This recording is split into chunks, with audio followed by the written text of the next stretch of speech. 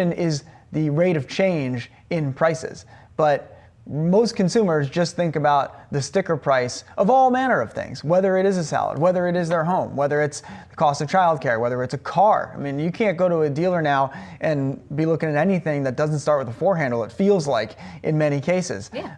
Average price of a new car in the US is 50 grand. So I think that nominal sticker price, let's call it discontentment that we see with consumers, is extremely disconnected, in my opinion, from the economic view of what inflation expectations are, and this concept, as you mentioned, of well-anchored inflation expectations, which is really what most economists and Fed officials are obsessed with, this idea that they do not want to create an inflationary spiral, which is basically people would go out and spend as much money as possible today in fear of higher prices tomorrow, which would then push up prices today even faster than they were going to go up, so on and so forth. We can see how that plays out. But I think that what we're really getting at here is the problem that whether it's the Fed, whether it's a company selling goods and services, whether it's a politician, whether it's an investor, there is a nominal price sticker shock to everything it feels like people are consuming now that consumers have not shaken, are not going to shake, have no plans to shake. And I'm not a big the economists in the ivory tower, Fed officials are out of touch kind of guy. That hasn't really been my position covering the Fed over these years. And I don't necessarily think they're going that direction now.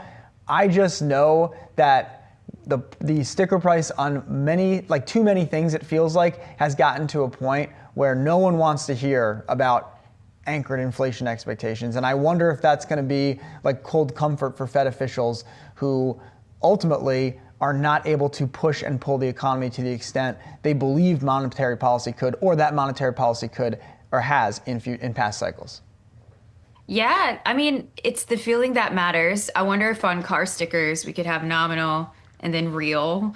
Or just hey, don't worry about the $50,000 price tag. This is only up 3% from last year. So really it's kind of in line with inflation. Yeah, people are going to love this that. This could be a good time to buy. But that leads to two thoughts here, because you got my brain going in different places, is I think the self-directed investor underpins the value of understanding the yield curve and how that does affect everything that you borrow. And I did actually a series on my social media, and I started with that. So it's hard to get interested and say, hey, you need to understand how the credit market works in the yield curve, because it's going to affect everything that you borrow, even if you don't believe in the system, quote unquote, or whatever that is, it affects you so very, very much. And I even saw it where there was this trend on social media about during COVID. It started, of course, with YOLO and things like that. But then this very, very conservative investor with high yield savings accounts.